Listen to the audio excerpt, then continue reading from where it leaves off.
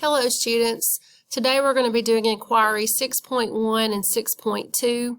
We're going to be exploring and observing protists, and we're starting this investigation on February the 1st, but we will be doing this lab over a 2-day period. So we'll be doing the first part in class on Monday and the second part of this in class on Tuesday. So you will open your lab report with Cami. And on your lab report, you will see that our question for this lab is, what are protists?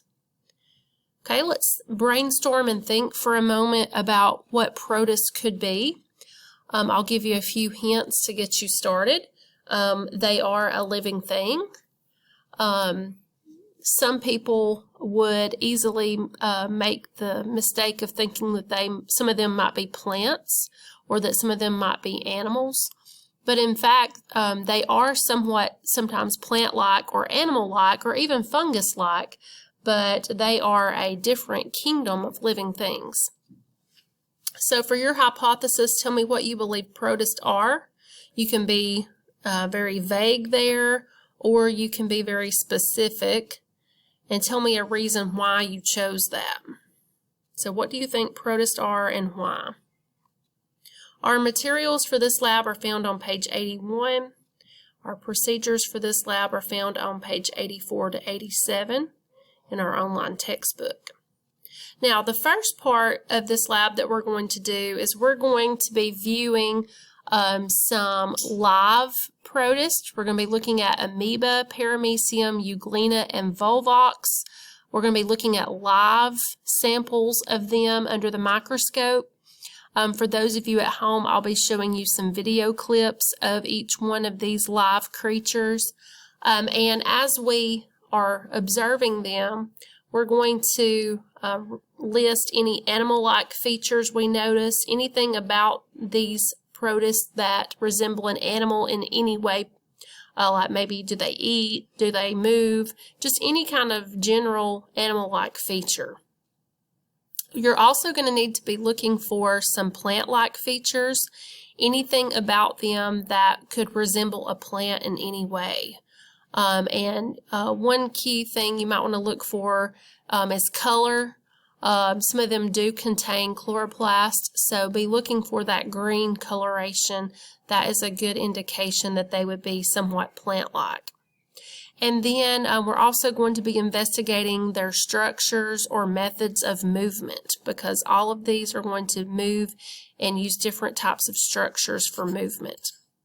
Okay, before we get into the video clips, I do want to go back and show you on this assignment. I do have some pictures attached for your reference. On this first diagram, you have a labeled euglena, a labeled volvox, a labeled paramecium, and a labeled amoeba that you can refer to. These diagrams will give some hints to animal-like and plant-like features and will help you to see also their structures for movement very easily. So make sure you look over each one of those pictures of the organisms on this diagram. And then for part 2, which we'll refer back to this in a few minutes, we do have some microscope views of them that we will do for part 2.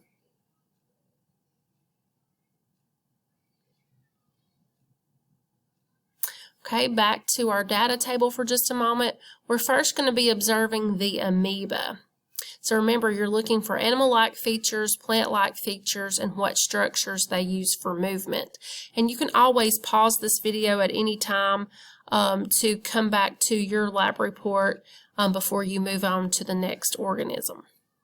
Okay, so I'm going to flip over to a video clip I have ready for us of the amoebas under the microscope. Right here in the center of the screen, you will see an example of amoeba. Now here they've zoomed in a little closer. This is the amoeba. This is what we're focused on. Don't worry about any of these other little creatures swimming around. We're focused on this little amoeba. Watch how it moves. Look how it changes shapes. We call those extensions that it makes of its body pseudopods. So their size changes, it varies as they move. Sometimes they look more like, just a kind of a splat of something. Sometimes they look kind of like a fried egg. They're constantly changing their shape.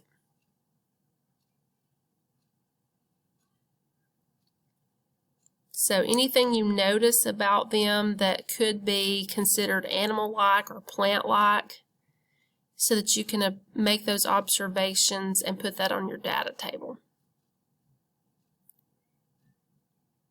Okay, I'm going to go back to the data table for just a moment. List any animal-like features you noticed, any plant-like features, if any, that you noticed, and also its structure for movement. And again, just a reminder, you can look at the amoeba on this diagram if you do not know the names of any of those parts. Those extensions we talked about to help them move are called pseudopodia. One would be a pseudopod, but plural would be pseudopodia. Okay, now we're going to look at the paramecium. Here's a video clip of the paramecium under a microscope view.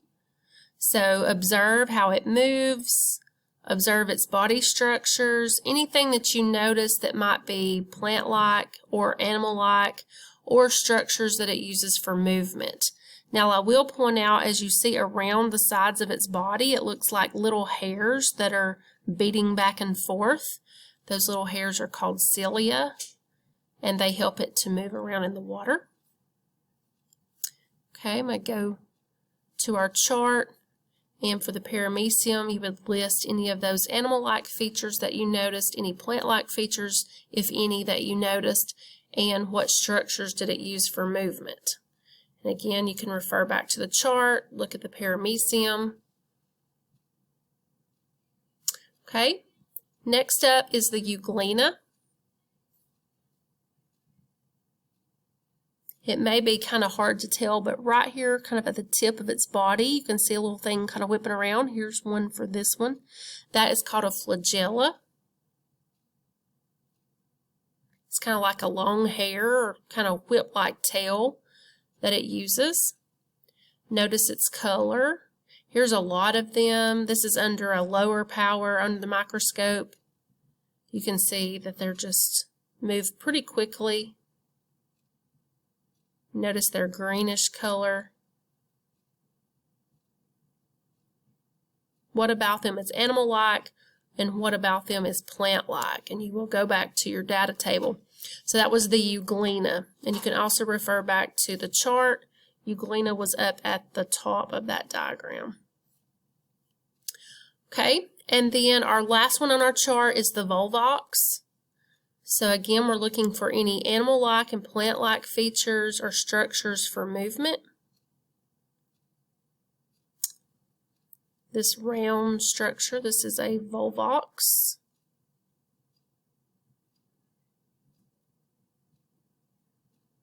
Volvox actually live in colonies, so you have the parent colony, and then inside you have what we call the daughter colonies.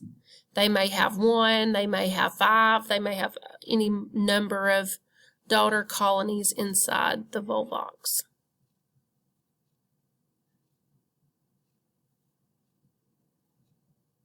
The whole colony moves, but also the daughter cells, as you can see right here, might move inside. Notice its color, the greenish color. That's an indication that it has chlorophyll. Sometimes they're moving very quickly, sometimes they move hardly at all. Okay, when you go back to your data table, make sure you list any animal-like or plant-like features or structures of movement for the volvox.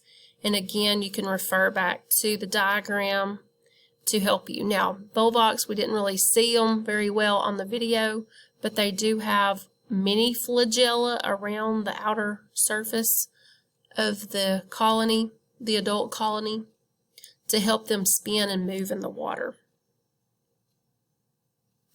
Okay, back to our lab report. After we have done the observations of the live protist for day 2 or part 2, we'll be doing microscope drawings. So to do your microscope drawings, you'll need a still view of them. So we have the prepared slide views that we would look at in class, and for you that are doing this remotely at home, you have these pictures of them. Here is an amoeba, or actually several amoeba. Each one of these amoebas have been stained with a purple color stain so you can see them better. You can see that they are in different shapes. This is Amoeba proteus, which is one species of amoeba. So you would, on your first microscope drawing, draw what the amoeba looks like. That picture of the amoeba was on 100X, and you can label it as amoeba. And then for your second microscope circle, you will need to look at the microscope view of the euglena. And this is also on 100X. So on your lab report, you would draw the euglena on your second circle. On your third circle, you can draw your microscope view of the paramecium. These paramecium are on 400X, so these are on high power. And there's a circle on your lab report to draw them. And then lastly, you have your microscope view of a volvox, and this is on 100X. So you would draw it on your last circle of your lab report. So after we have completed all of our microscope drawings, you can read The Fine Art of Naming Organisms on page 82 and 83 in the textbook. It would be around page, let's see, that would be around page 98 or so on the blue slider on the textbook. It's just very short. It just has a couple of paragraphs talking about each of these 4 protists. So based on your observations and that reading selection, think about things that all 4 of those protists have in common, and then things that these 4 protists have that are different. And why do you think protists are not classified as an animal or a plant? Then you have a pretty large selection of vocabulary for this lab, but that's because there are many new words that we are investigating in this lab. The protists and the different genus names of the protists we looked at. Then also some definitions for some of the different body structures that we looked at. You may use this dictionary on Kami, but if you cannot find them there, please open the online textbook and scroll back to the glossary in the back of the book and use those definitions instead of just randomly Googling the definitions, because you may not be getting the definitions that you need. So make sure you're using definitions that apply to how these words are used for the protist. And then your last step of this lab is your conclusion.